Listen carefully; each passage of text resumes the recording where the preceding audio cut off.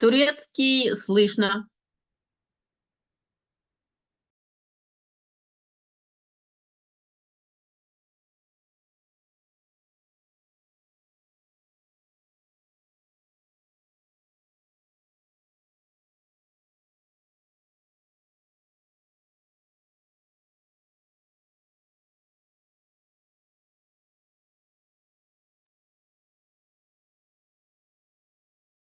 Чутно українську мову.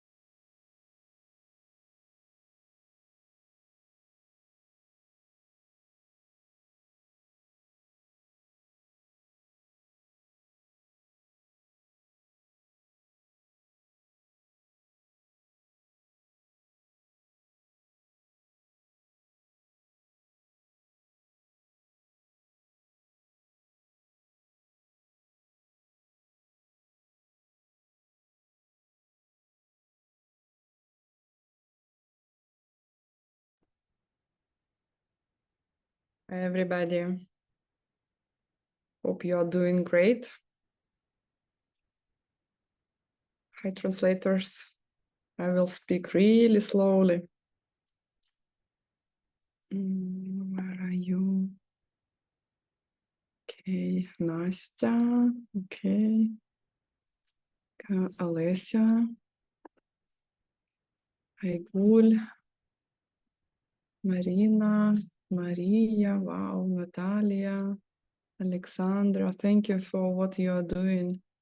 You are amazing. Okay, so this is ACI 4 class 3, and we have started to study pramana, the science about clear thinking. I was thinking we will teach today together, but it didn't happen because I am in Arizona right now, in the center of in the capital of the world, Rimrak, and this is our house we have rented, and unfortunately Bill cannot come. He's too tired from flying, but it will be a very pleasant, easy class, but one of very important. And I stay here with my son and Katya. She's hiding there. She will be, that's Katya. She's showing slides today. So we have a beautiful weather. You will not believe, but no clouds in Arizona. It's not that hot anymore. Actually, very pleasant. So we have we had a trip yesterday, came late at night, and Now I was still a little bit dizzy from the trip, but ready to work. So, okay, let's think about motivation. And maybe you heard other teachers and you noticed they do prayers, and I also do prayers, to be honest, when I do my own practice. But what I figured that it is more important to understand what you pray for than the pray itself. So, and I'm praying because I want to study Tibetan, because I want to feel the blessing of these ancient prayers, and because they, I don't know, some connection I definitely have to this Tibetan prayers. But it is not important to say the correct prayers. It is more important to understand. We're in the school of logic, right? And I was getting ready to this class, and Geshe Michael says something that I forgot a long time ago. And he says that everything that you practice should be based on logic, because otherwise it's a speculation, superstition, anything but, real thing. So it is very important to study pramana, and very important to understand, because if you understand, then everything else comes. So I prefer to make sure that our students, they have the main ideas, and then you can make prayers, you can just, think in your head and dedicate what is going on.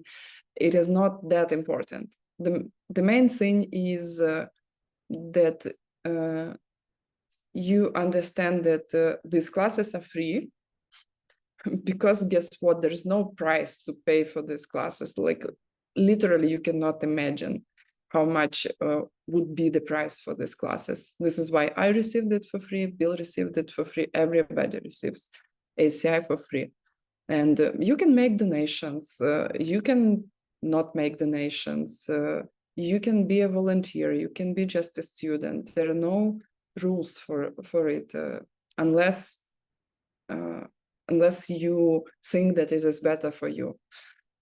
So, and the first part is I think to myself, and let's do it together in a form of short meditation, right? Meaning, what I wanted to say, that we actually do the prayer, just you do not notice that there is a prayer, because it is in the form of mini meditation in the beginning of the class, and a form of dedication at the end of the class, right? Okay, so sit up straight, close your eyes, and think about your current thoughts. What are you thinking about right now? Where is your mind wandering in the universe? And bring it back to here and now. And let's do 10 exhales and inhales to really glue your mind to your breathing, and then you will have easy time to stay in the here and now and be much more efficient and productive. So focus on outer noises for a while, then bring your attention to your body, and then to the tip of your nose, and just exhale, inhale 10 times.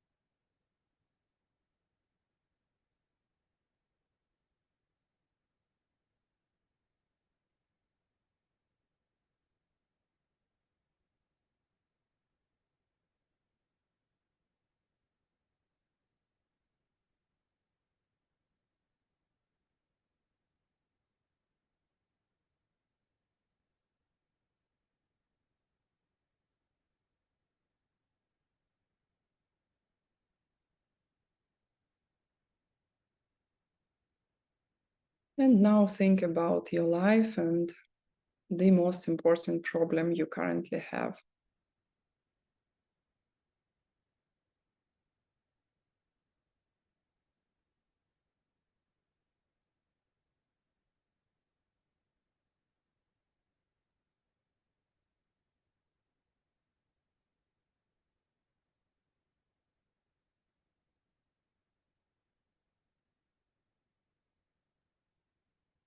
And think about the fact that these teachings, they can solve this problem, all the other problems you have.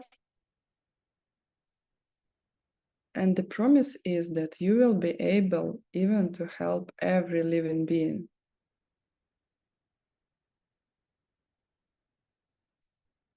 And you can think in your mind then that if these teachings are true, then I will be able to accomplish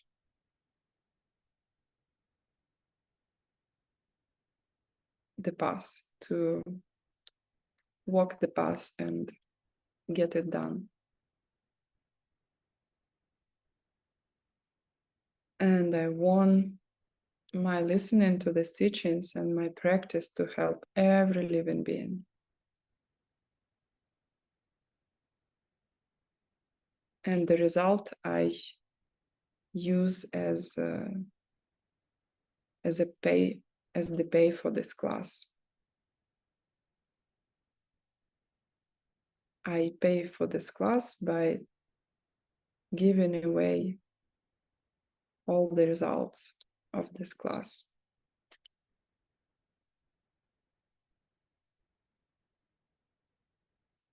To your teachers, to every living being.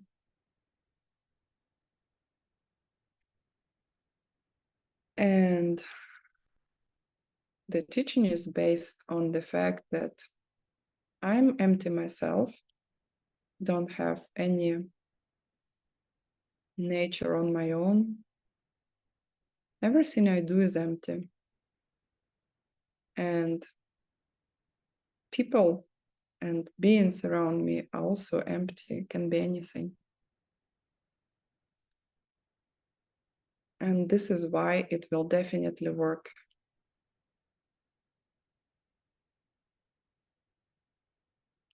Because with my strong motivation, I will do correct actions, and this is why I will get the result.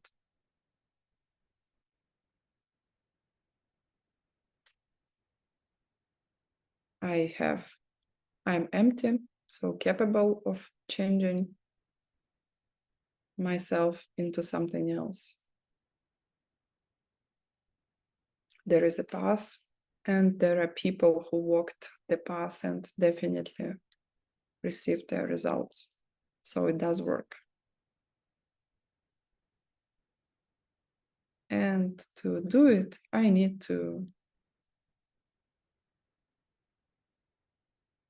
work on my everyday life to plant the best seeds I can.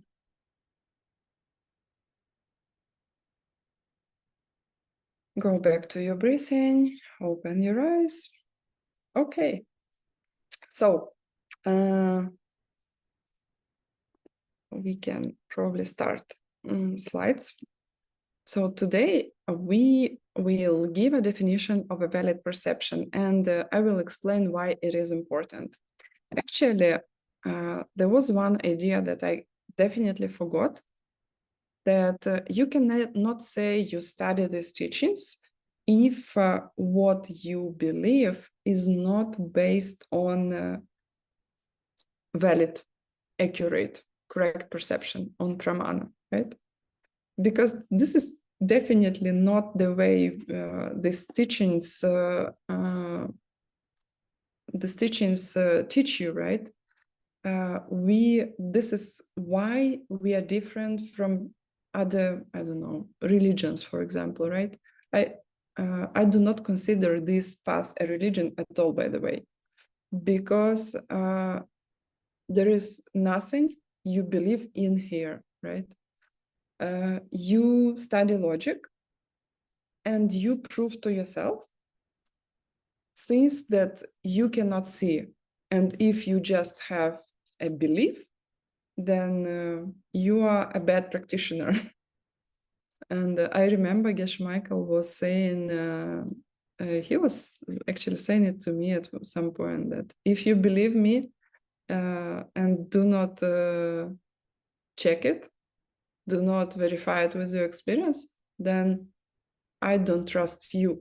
If you trust me without checking, I don't trust you. Then it will not last, right? All these beautiful systems that are based on very similar principles about love and compassion. But if there is no logical basis underneath, these seeds will not last, and the hard time will come and you will give it up. So this is why we need logic. And if you cannot see it with your third eye, if you do not see it with pramana directly or indirectly, right? Direct perception or deduction, then you cannot even be sure that something actually exists. So here is the definition of valid perception. It's a fresh, unmistaken state of mind. Sardu mi luwei rikpa.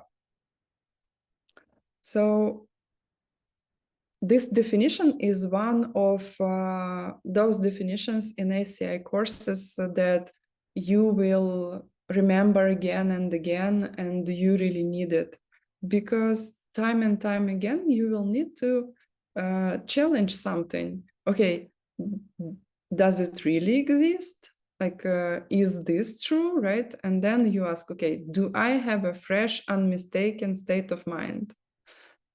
Direct or indirect, right? Okay, I can see it with my own eyes. I'm not under the influence of any drugs or I don't know, strong emotions. Okay, I perceive it with my sense powers. It does exist. Or like, remember, I was showing, like, I have something, then it is behind my, I put it behind my back, then I don't know if you will hear it.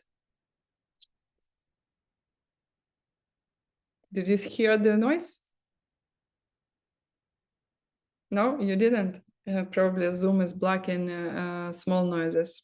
But basically, if you will hear noise, of you think, okay, she dropped something, she had it in her hands, so she dropped her pen, right? You use logic in order to see with your third eye what you haven't seen yourself. You didn't see me dropping the pen, but you heard the noise, and then you make the conclusion. So an interesting question I remember I heard asking is, what if I see something that I don't know what I see?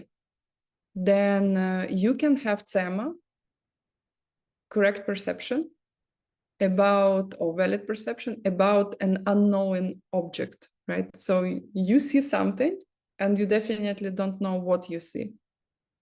The fact that you see something unknown is a tsema.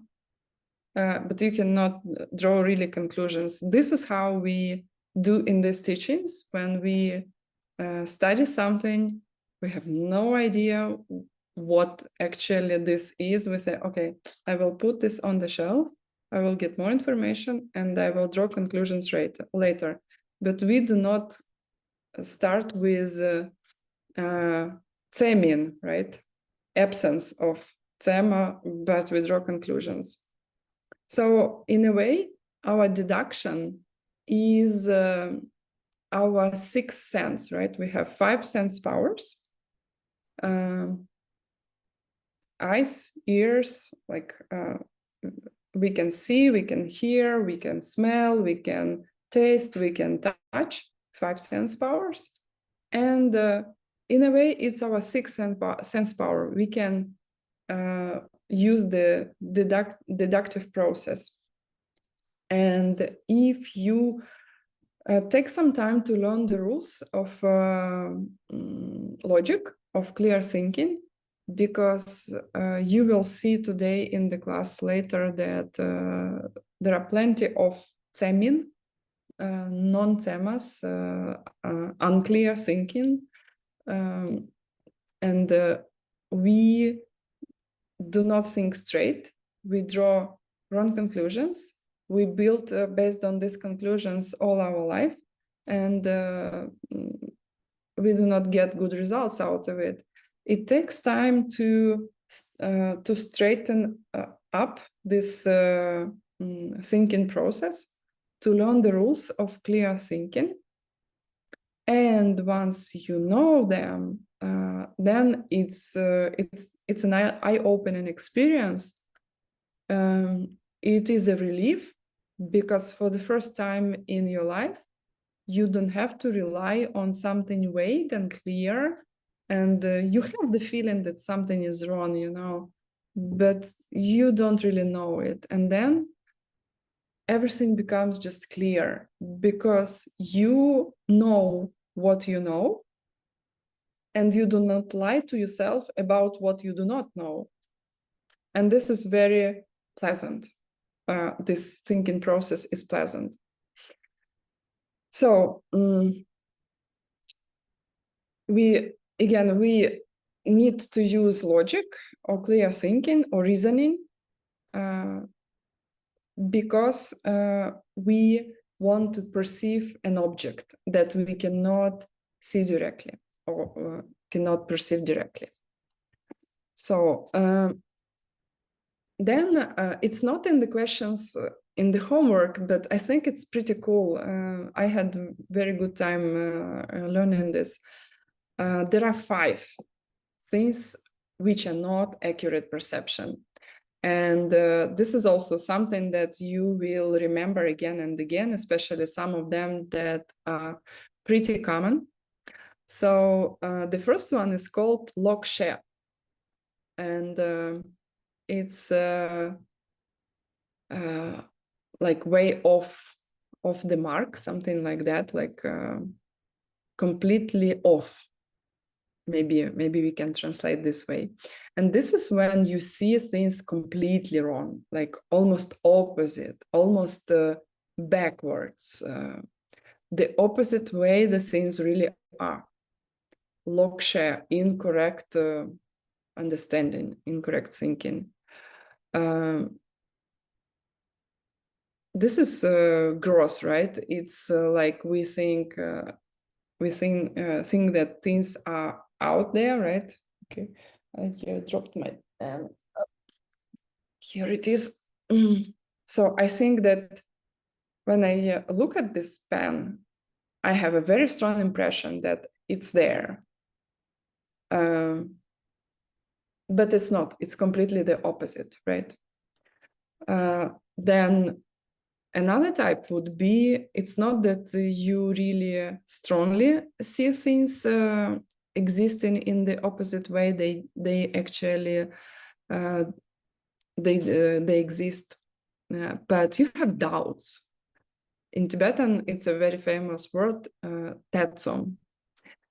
And tetsom is an interesting word because it means like split mind, something like that, like your mind splits about the object. You're not sure about the object. Like, is the earth flat or round, right? To be honest, you didn't see it on your own, right? I think if you would get into a spaceship, right, and all the way through, you're sure that you didn't lose your consciousness, nothing happened, and you see it's like flat around you. Like now I see a lot of Arizona desert, and it does look flat, right? But then I take a spaceship, and all the way through I can see this land becomes something rounded, like a planet. And then I say, oh, okay, I don't have doubts anymore. I have proven it to myself. But if you think about middle-aged people, right, and they were thinking about the earth, some of them, they would say, oh, based on scientific ideas, I believe in these crazy ideas that the earth is actually rounded, right? Round. But some people would say, do you see that it is round? It actually looks like flat, except on some hills you can see that it's kind of curved, right? So not sure. And it means you don't have pramana about if you're not sure. You go left, you go right. Means you don't have good reasons to choose. You don't have enough information that you would trust, right? Even you are in correct perception, you still can have doubts. And it means that you don't have valid perception. Then are doubts good or bad in these teachings and this practice? Crazy good. Because it means that you're not lazy, right? That you have plenty of things put on the shelves you don't know about. Like, if you will be honest with yourself today, you're not sure if Buddhas really exist, right? You're not sure if nirvana exists or omniscience exists. So this is why we study logic, because it will bring you to a point that it will be very clear to you that it does exist. Nirvana exists, the Buddhahood exists. Through your logic, you will be able to prove it to yourself. And the path exists and you can walk. Can you imagine how powerful it is to be 100% sure that the path is valid and that at the end you will reach these goals? Can you imagine how you could change your life because of that? How different your life would be? Then, so Loksha, completely off the road, wrong thinking. Then Tetsom, doubts. The third one is very funny and very important. Recollection or memory. Geshe is when I saw something and I do not longer see it. I have memories of what I thought. I remember how it looked like. And in this school of thought, in the clear thinking school, it is not considered to be pramana. The memory perception is weaker than the original perception and is not valid in this school. Not in higher schools, by the way, but it's another subject. Then Yichu, assumption. Assumption, or you can also say speculation. In a way, all these non-accurate perceptions are speculations, right? Because you do not have a solid base to think about something, and but you come up with a strong opinion or conclusion. So the Geshe or assumption is when you assume or presume to know something which is actually just you guessing. This one is a big one, right? Because when you start to study the rules of logic, for example, a valid or a correct assertion, right? How to build an assertion with a correct argument, and you try for the first time to find the correct argument, or we call the argument also the reason, right? So when we find how to prove the assertion in a correct way, usually for the first time we realize how difficult it is to really prove something with an airtight argument, with an airtight reasoning. And then it becomes clear, oh my God, 90% of my day I spend in this curved, crooked logic. I mean, it's not logic, right? It's in unclear, wrong, mistaken thinking, speculations, assumptions. And the horrible thing, maybe all my life is based on these assumptions and incorrect conclusions that I make. Because I have never heard about pramana, I never tried to be a person with pramana, right? So that was the first one, speculations and assumptions. And the fifth one is also interesting, because I would never think this way. I mean, can you imagine who should be who the person should be, who would describe these 5 different ways I lied to myself? Basically, this is what I would call it. 5 different ways I lied to myself. And the fifth one is not actually an active lying. The fifth one it is called nanlamangepa, and it's like, to me, appears incorrect, something like that. Or to me appears vague, something like that. It means when something appears to you, but not really clear. You do not really ascertain it. You do not really concentrate. For example, somebody says something and you're focused on something else, and then you're not actually sure what was it, right? You kind of heard somebody said something, but you were not focused, and then you don't really know. So this is distracted, fuzzy attention that led to you missing an object. This is this type of unclear thinking.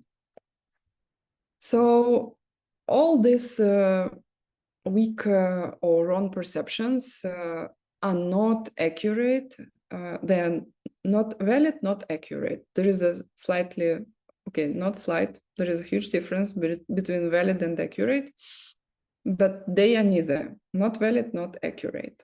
And most of our lives, most of things that we see in our life are like that. I mean, it's a good news, actually, if you will think about it, because can you imagine how great and wonderful your life can be if it will be based only on clear thinking? I'm thinking about an example. I'm thinking about my medical years, right? When I was at my medical school, and I really loved psychiatry. Oh my God, it was one of my favorite subjects. And we would go to a psychiatric hospital, and patients at the hospital, they really loved students. They really loved talking to them. I mean, you know, not obviously patients with serious psychosis, but patients that have something milder. Usually they would be very talkative, and they would tell you all the stuff that they have seen that do not exist. You know, they would even be aware that they see something that does not exist, or like they would tell you all the conspiracy theories that this is why, and it would sound logical, except you know that there's something not okay with this, right? Because it does not feel healthy, right?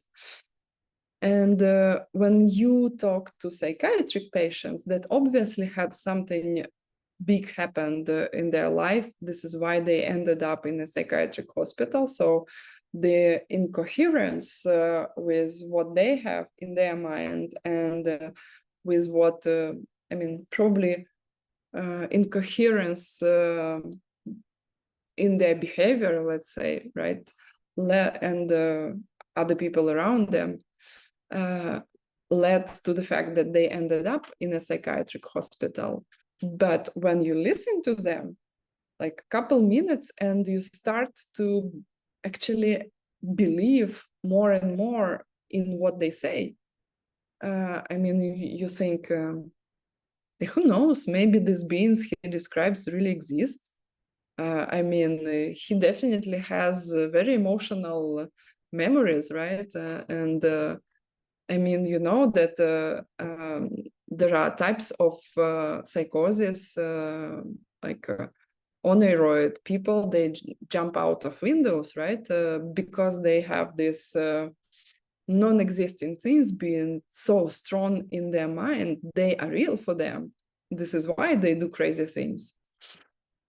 So, and then I was thinking, like, are we really different from them? And is the difference huge, right?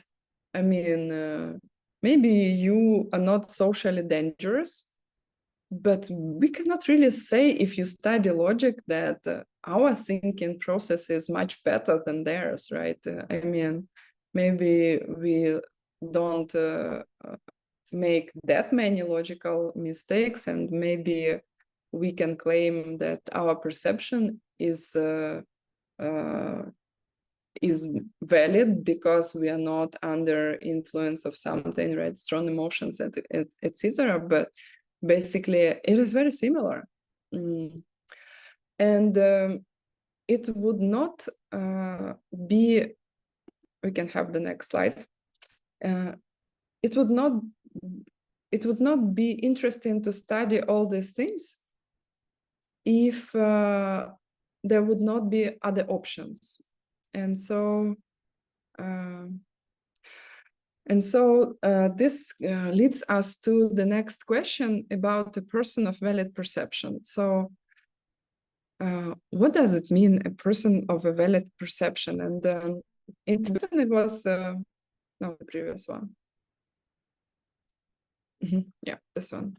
So in Tibetan it is Tseme Kyebo. You can see the Tibetan.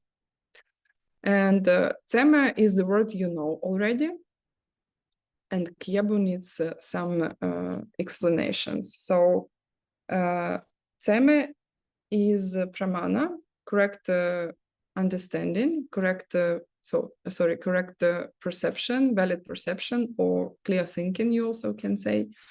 And when you say Kyebo, usually in Tibetan it means just a person, right? So Kyebo is a person.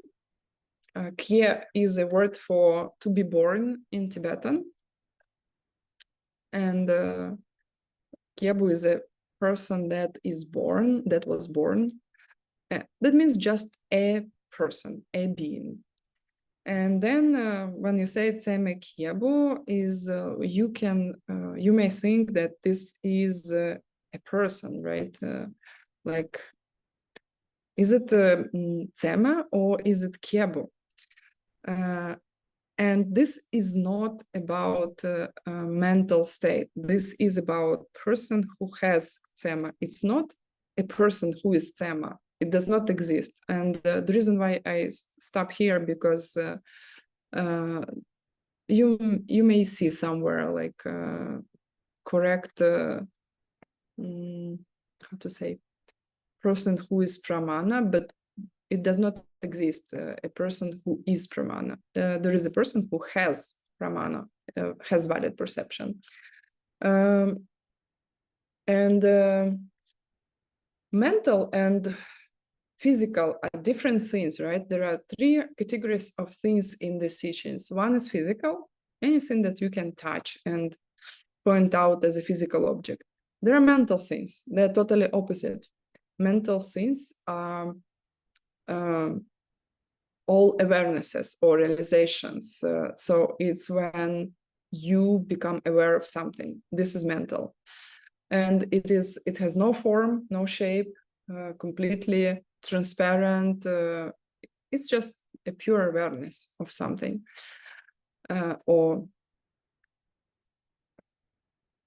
yeah, let's leave it here. And then a person is a different thing, because I look now at Artyom or Luda, and I can tell, even though I know they're persons, but they have some shape and form I can look at, right?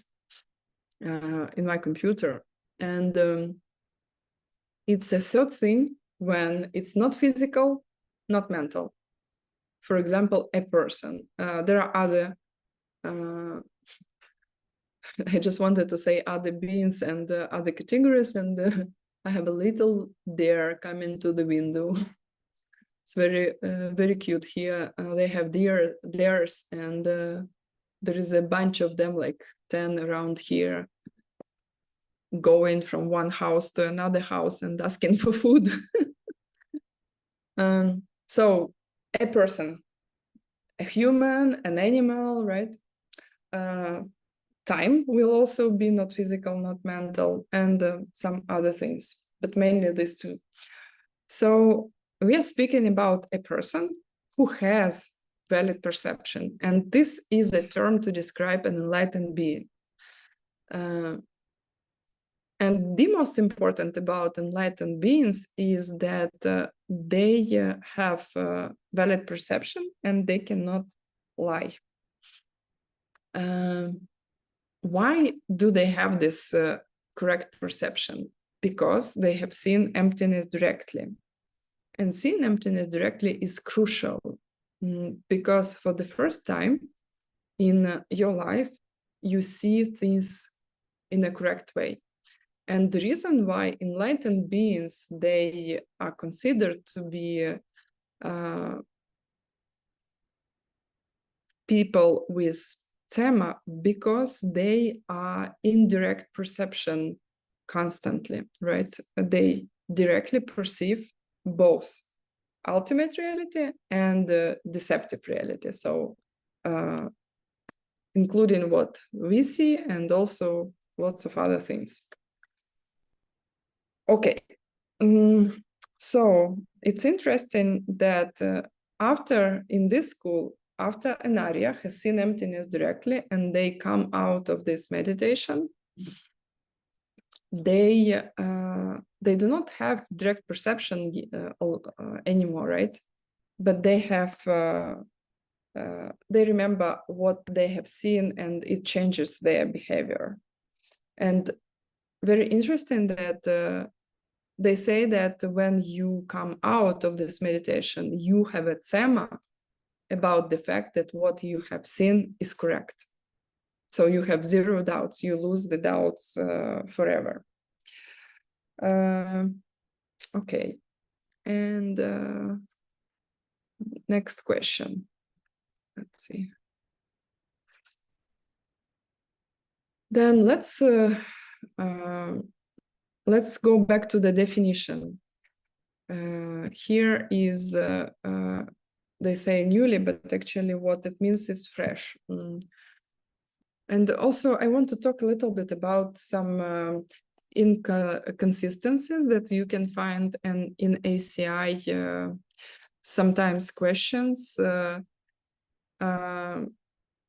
Maybe you are not yet at the stage to see things that can be, you have doubts if this is correct, let's put it this way.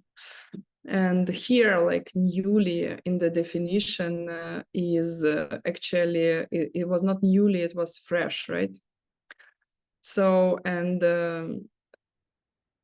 it's a very fun subject, because sometimes you will bump into something like that, like, am I supposed to change newly to fresh because we have just learned the definition and it looks like it was fresh there and not really newly? And you check the Tibetan, and actually it can be translated by both words. We have a whole process in deciding whether we should change or not, and basically the ultimate person to decide is Geshe Michael. And sometimes logic actually does not make you rigid.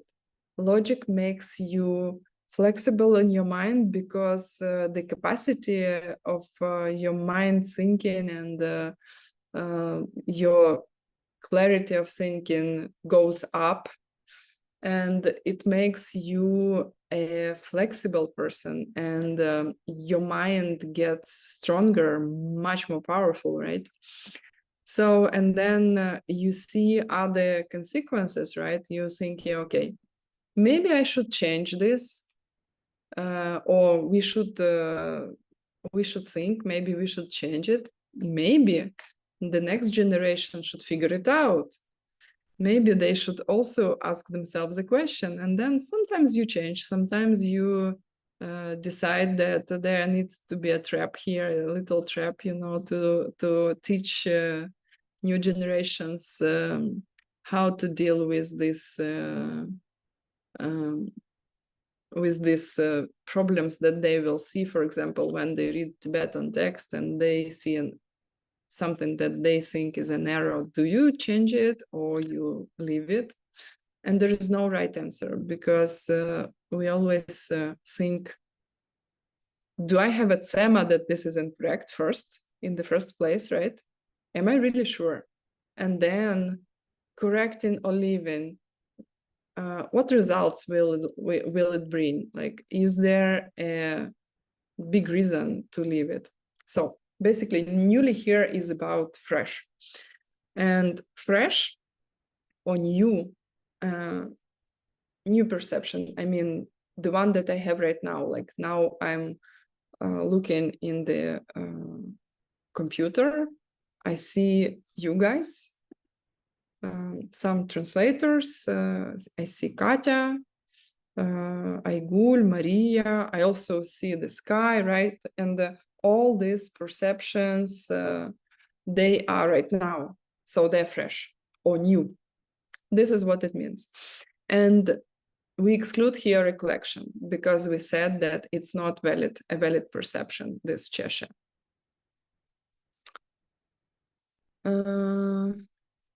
Okay, anything I forgot? No, that's fine. We can have another slide. I probably will say one more thing about recollection. The Buddhas, they do not use their memory. They use direct perception, because they have access with their yogic perception. They have access to every moment in the past, present, or future, everything in the universe. So they perceive it. Can you imagine? Like, we are locked in this tiny little moment that is called here and now. They are not locked. They have direct access to past, present, and future of forget about every single living being, every tiny little piece of the universe, right? To every atom of the universe, like every place in all three times. And three times is a Tibetan expression and in Sanskrit also, they use it to talk about past, present, and future. So, and they don't need memory. Unlike Buddhas or enlightened beings, angels, we use our memory, and you probably have, every single one of you have this experience about issues that can happen if even two persons, they live through the same experience and they can have totally different memories about what happened. I mean, if you want to hear, I don't know, fighting husband and wife would be one of this example, like your son or daughter received a some bad how we call it, notes at school, right? Like did not do well at school. Your children and their teachers, you know, they will have different perceptions of the same event and different memories about it. It's actually, even if you operate with the facts, it is very difficult to establish what was really going on, right? What happened. I mean, we do our best, but if you rely on memory, it's clear that it is not as direct, right, as your direct perception. I mean, in the memory, events that happened, they are like not as bright anymore. You can even have other people who can confirm that it really happened, but it's 100% clear that it's not the same thing, right? So I probably will say what it is in the higher schools. Because and we had Lena coming over last week, right? Lena Smirnova, to our Center of ACI for Teachings, Evanston, Illinois. So, and she was asking this question about memory and in different schools, and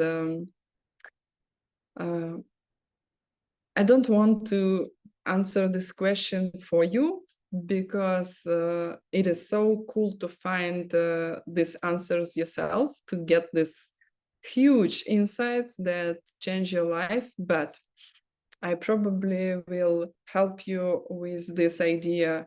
Like in the highest school, the memory is something that is in our mind, right? Basically, the seed opens and I have an idea about the past. I remember something, and basically it's a thought, right? A seed opened and I have a thought in my mind. So can we change our seeds? This is what our business is about, right? This is what we do. We change seeds. And what happens if you change seeds of your memory? I mean, can you change seeds of your memory? Of course, they're seeds, right? Then how to be with this, right? How to rely on your memory. And if you have issues with this question, it means that you think that past is self-existent. Okay? It means that you are thinking that it is carved in a stone, you know, like that it is once and forever. It happened, and what happened cannot be changed unless it's a seed. Oh, wait a moment, it is a seed, right? Can you rely on your past memories? Yeah, it's a seed in my mind. It opens. I have a thema of what is in my seed, but it's not a direct perception, and it's not correct. In the school, it's not considered to be correct perception. Okay, let's go. So why do we do all this stuff? Like, and I remember this class, and of course I listened to it again. Geshe Michael does a coming out here in this class. He says, you know what, guys? Actually, this course is not about past and future lives. It was a trick. I tricked you to come to listen to this course because it is so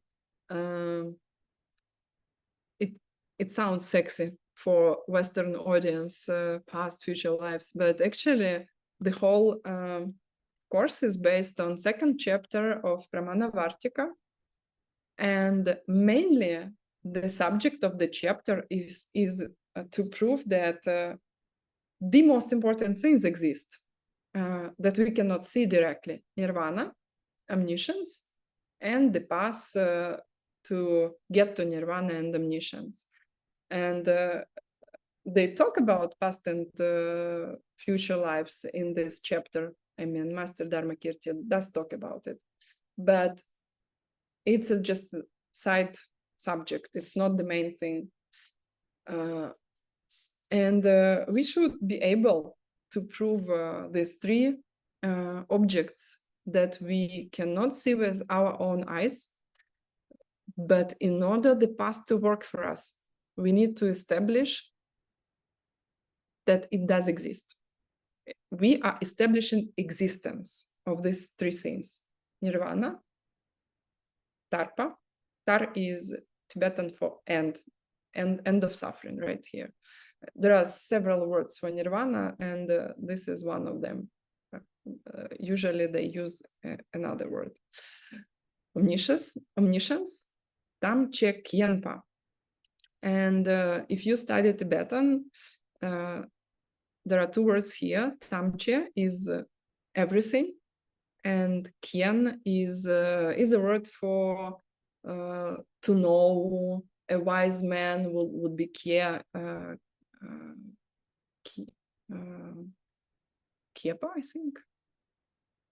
So to know everything, all knowing. And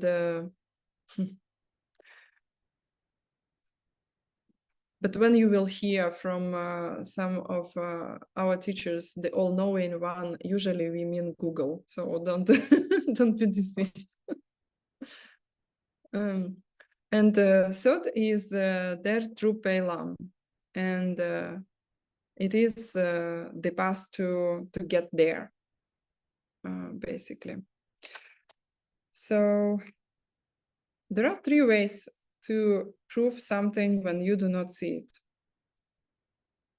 And I don't know if that will be the next question. Let me see.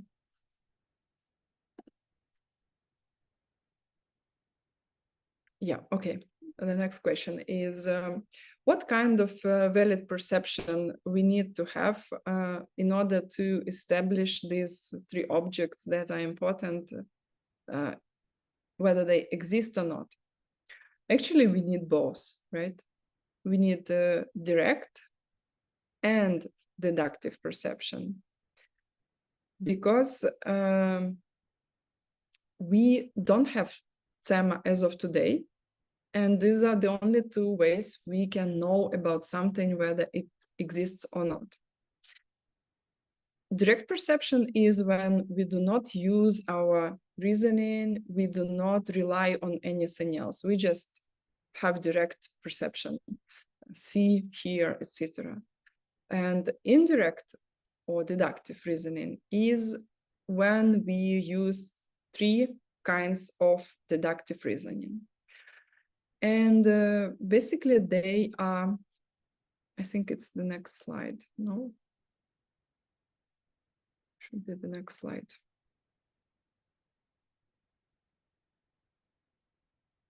Katyusha, is there a next slide here? No. Oh, that's the last one. Okay, probably these three kinds of deductive reasoning is not on the homework, but they're important to know. Because first is with your logic. You can use your deduction to perceive hidden things. You use your clear thinking to establish that something exists that you cannot see. Then imagine there is something that is not only hidden. Let's go back to the levels of reality: obvious, hidden, deeply hidden. So in order to perceive hidden, like, for example, emptiness, we can use just clear thinking. We can definitely prove that things are empty. They don't have to be themselves, right? They can be anything. They are empty of their own nature. They do not exist by definition, etc. So we can use logic. But then we have something deeper than that. We have things that are deeply hidden. then deeply hidden things are not accessible for logic. I cannot tell you, if I'm not an enlightened being, like what karma did I create to see the blue sky, or like a bush, a tree, this desert, this room, the white color of walls, the wooden windows, like this crazy, highly technological, cool stuff called computer, you know. I cannot say what did I do in my past, but the whole reason why we were talking about Sema Kiebo, if you can prove with your logic that there is somebody who became, remember we had a definition, who became totally correct, who became a person who sees everything correctly and does not lie. That would be a cool thing to do, right? If you could rely on somebody, you do not see it with your own eyes, but he did, and he tells you. So if you can prove that this guy does not lie, then you can take his direct perception as something that exists. You see? So you use your logic to prove that the guy is correct, and then you can trust him. And believe me, I know some of you may think now like, yeah, okay, maybe he was correct in one thing. How I can prove that he was correct in other things, right? Cook it, put it on the shelf, you know, like have your tantrums for a while, your doubts, and see how it will go. Try to walk this path and you will get more and more confirmations. But please do not believe me. Like really walk this path and really work on your clear thinking to prove emptiness stuff. To when you study logic and rules of your logic, how to think clearly, you get more and more confirmations, right? You prove logically something, then it does happen, or you can like get more proofs of it, and you will have this attitude to this logic. You will think, oh my God, thanks God I have this one.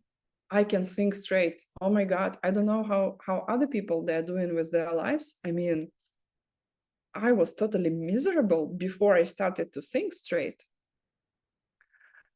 And it will give you this, it will deliver you these proofs, and then you will think, wow, okay, these guys, okay, this guy, the Buddha Shakyamuni, for example, or any other Buddha, he taught this confirmed works. He taught this like confirm, I can see it with my own eyes, like suffering, right? The first Arya truth is something that basically the only thing you can prove in your life. The fact that everything is either a direct suffering or something good ends, and this is why we suffer, right? And anything bad can happen any moment. I mean, about suffering, pain of this life, we definitely can see it. Everybody dies at the very least. If you don't have other proofs, then probably all of us can relate to the fact that everybody dies. Isn't it a suffering to lose everybody one by one and then to die yourself? So, and then if he, then logically, he proves to you emptiness, and logic is something you can follow, right? And you're like, wow, okay, I can follow this logic. He really knows what he's talking about. Then you study logic, you debate, and all the rules, they are set by the same being, and you think, boy, there is somebody who can see in my mind how it functions the way that I was never able to see. I didn't know, like, I have these 5 types of perception that is not correct and not valid, right? Until today. So, so this is how you come to, through logic. You study reasoning. You don't have to believe anybody. You just need to debate and get better at this. Debate and get better. And I have promised that we will have a group of debates, and we will. Because I'm traveling now. I don't have time right now, but next week we will decide when we will start it. I think we will have like 3 classes altogether to study the main principles, how to debate, you know, like maybe the 4th class to be really loud and yell at each other, like to get the energy out of it. But even if we want, we go to a Tibetan monastery in India in November, and we will have classes of debates. And if I will be allowed to record the classes, I mean, just you to know, it sounds horrible. It sounds like people are really yelling at each other. But there is a reason for it also. So debates, you get better at debating, and then you see better connections, logical connections you were not able to see before.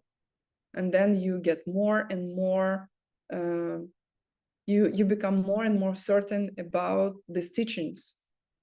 And finally, what it does, you get to direct perception, right? And this is when you lose all your doubts. Before you will see emptiness directly, you will have your doubts. And it's a good thing to have doubts and work on them. How it happens? First, somebody comes and logically explains to you why this thing does not come from itself, right? This is the moment when, for the first time in your life, you have perceived emptiness indirectly through your logic, right? It's not direct perception, but it is valid. It is same as if you would see it. Is it better to see it with your own perception? Of course, it is better. And by the way, we sometimes say see emptiness directly, but what we really mean perceive emptiness directly, because you do not see it with your own eyes, right? You are in a deep state of meditation with all your sense powers shut, because meditating is when you're not in your perception of sense objects anymore, right? It's an internal process. And then you perceive it with your like yogic perception, which is direct, but not your sense organs. And then, because you perceived it logically before, you perceive it directly, that things do not come from themselves. There is a third kind of deductive reasoning, which is not really important right. It is important, but not really right now. I just don't want to leave it out, so I will just mention it is based on convention. Like we agree on something to call something else. I don't know. For example, there are plenty of words for cars, right? In different languages that I speak. All of them are different, like a lemon for American English, all the cars that probably need fixing or something. Or I bought a lemon, right?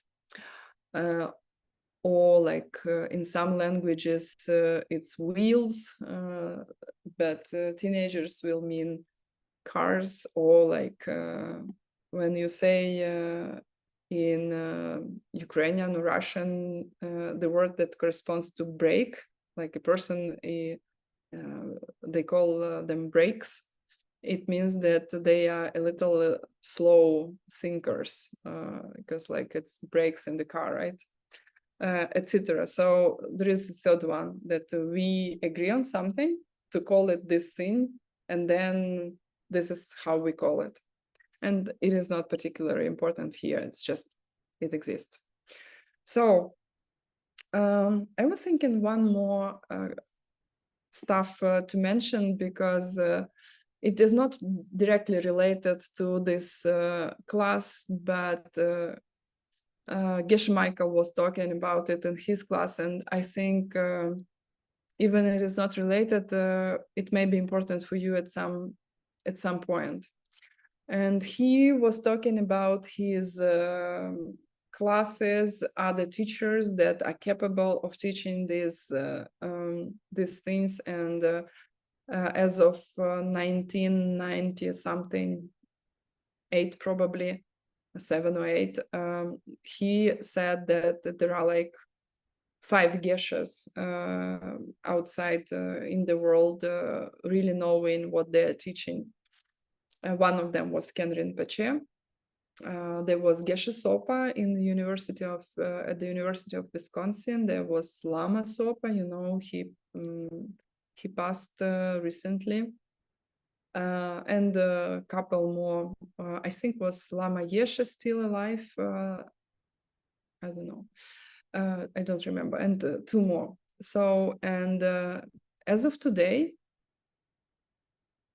I'm not sure that any one of them is still alive, right? So, and he was, I mean, it is very precious to have these teachings passed by Geshe Michael, who is somewhere on the neighboring hill here outside. Probably we will see him tomorrow. And we have this responsibility to really learn it well and pass it on. And every single one of you should teach these things. Learn it yourself, like learn it well. It should be part of your being, right?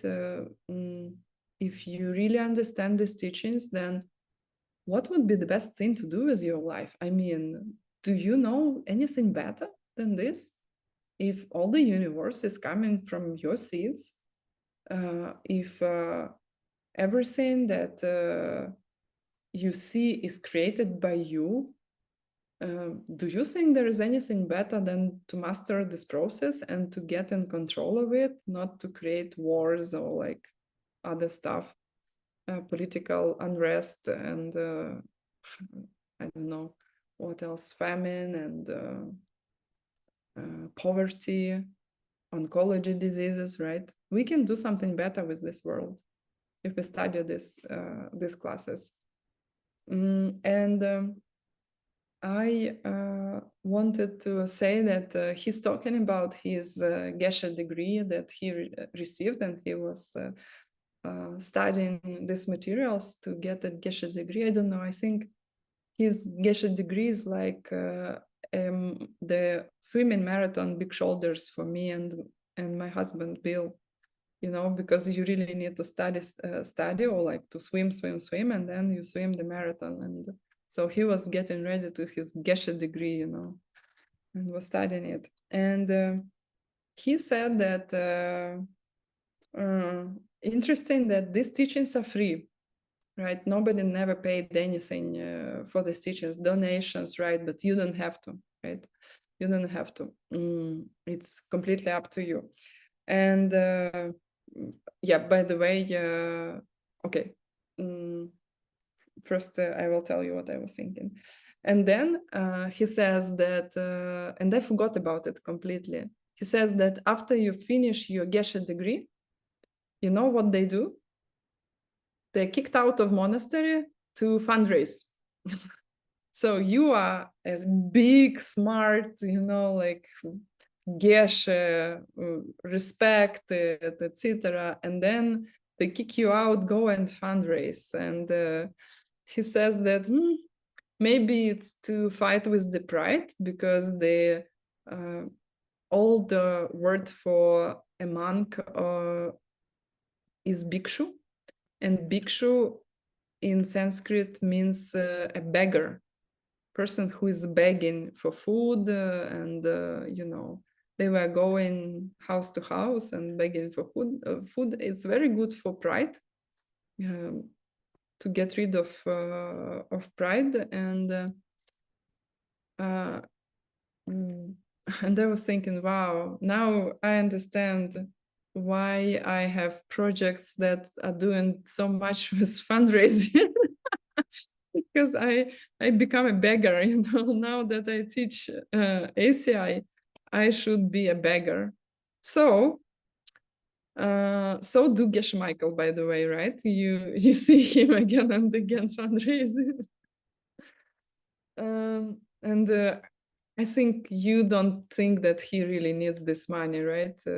But the money is helpful. He can do lots of projects with this money. So if you're grateful to me, please do a donation to ACI, whatever amount you want, but practice your generosity, because you will need resources in future. Pride is one thing, but also you need to collect resources. This rabbit hole is very deep. Your life will be changing dramatically. Maybe you will still be walking and breathing the same oxygen, you know. Maybe the planet will not change dramatically. Hopefully it will be still stable enough, but there will be changes in your life, and you need to ensure you will have resources to continue to study, to help other people. So this is why this is another to spread these teachings. I mean, it's a cool thing to do, right? So and I came to my last sentence, and it will be the end of the class. If you prove nirvana, Buddhahood, and the fact that the path to get there exists, it will change your life. You will not be caught anymore in things that bring you only your death at the end. If you just continue doing what you're doing right now, I allow you to stop being worried forever. Because if it just continues in the same way, you're already dead. You don't have to worry about it, okay? So, but we can do something better with our lives if you study logic, if you will know how to think straight. You don't have to suffer. It's all coming of our seeds, and you can stop it if you will prove these three things to yourself: nirvana, Buddhahood, and the path. And it will change your reality completely in a good way. You will not have to suffer. You will stop your suffering. You will stop your death with the time. Can you imagine? Forget about, I don't know, money and other issues. This is why this path is priceless. There's no price you can pay. No price. There are cooler things than to stop the death, but we will talk about it later on. Even cooler than that. Even cooler than that. So that's the end of the class. Close your eyes. I can see there are questions. Let's close the class and then I can answer a couple of questions, okay? If there, or maybe if there are too many, then maybe I will do just audio answers. So think about the 1 hour, 20 minutes that we spent together studying these beautiful things, how to use the power of our mind to get to a totally different place for ourselves and other people, and just dedicate every single moment that you spend to these seeds, to ripen them as fast as possible, to be able to help yourself, every living being, and to change completely the reality by applying this path in your life.